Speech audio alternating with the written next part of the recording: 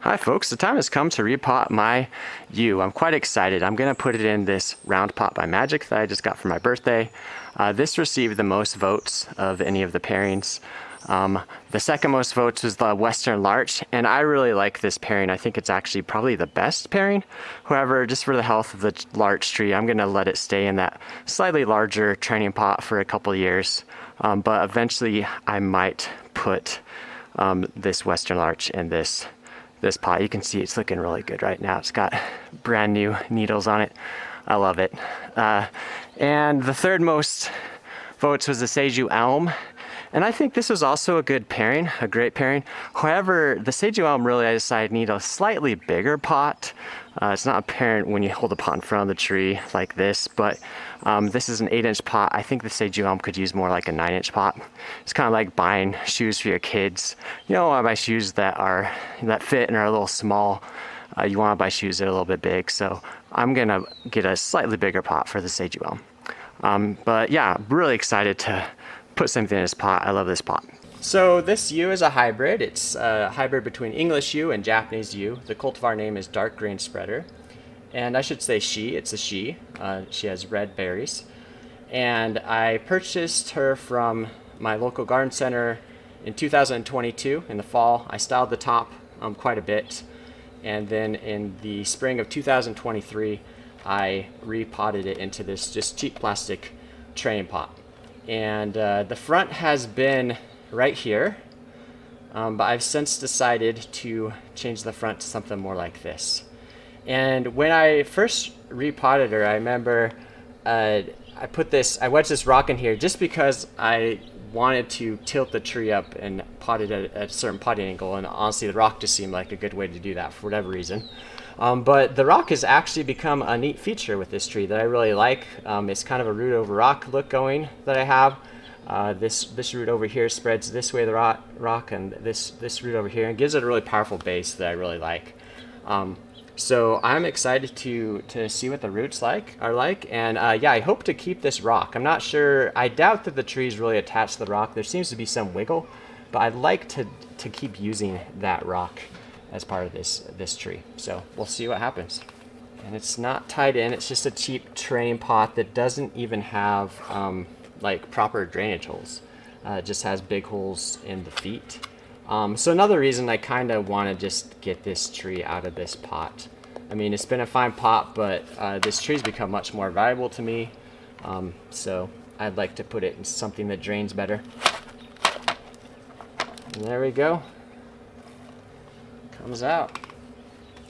And so it will be a pretty big reduction of the roots, not insignificant. But again, it's been 3 years. I think it's ready. It can handle this. It's a healthy tree. And I won't do any other work on the top. It's not needed really. I wired it last fall.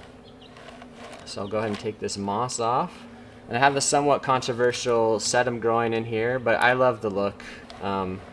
Yeah, I plan to plant the sedum again.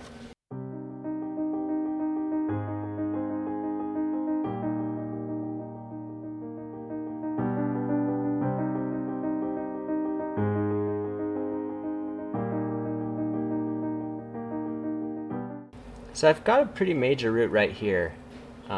It's pretty thick, and I'd like to get it, this root ball, a little more shallow. So I'm gonna try and just reduce as little as possible. Also, there's still a core of the nursery soil in here, so I'm kind of getting some of that out too. So yeah, it's a fairly big part of the root, but it still has a lot of fine roots around the outside. So I'm gonna go ahead and prune this off just so I can get the root ball flatter. Yeah, I gotta trim it back further, but there's not many fine roots on this part. This is actually the same root, so I need to take more off. There we go. Here's another pokey outy root that doesn't have any fine roots coming out of it.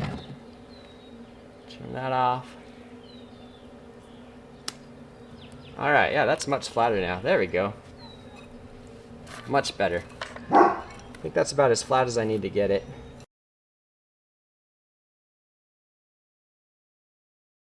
Alright, so I've taken off everything I need to take off of the roots. Fits in the pot just fine now. And Now I had to find a front for the pot. I did choose one. So it has 3 feet. I don't want to have a foot front and center for the front of the tree. I want to have them on either side. So I had 3 possibilities: this side, or this side. I like this side the best. There's the most variation right here. And there's these 3 features right here in the glaze that remind me of the rocks of it's like a horizon with rocks in Utah, southern Utah. So I'm gonna go with this front for sure. And so now this is where I just, I know pretty much how I want the tree, but this is where I obsess and make sure it's tilted in place of the pot, just how I like it. So I'm sure this will take a while. But yeah, I'm gonna focus on that and get this thing potted up.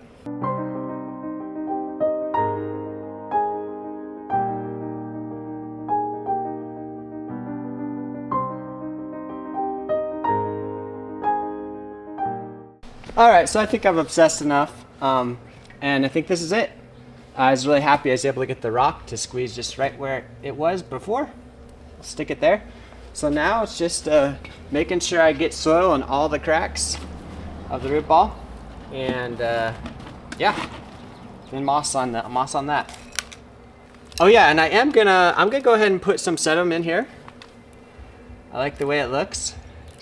So before I guess I'll make sure there's some soil down here. There's a little bit of a gap, and then I think I'll plant some sedum. So yeah, again, I maintain sedum roots really just aren't very aggressive. I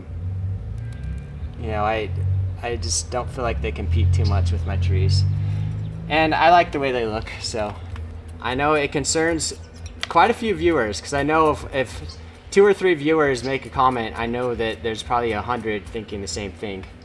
You shouldn't put plants in there that'll compete with your trees for that limited space. But in the end, it's art, and I like the way it looks, so I just do it.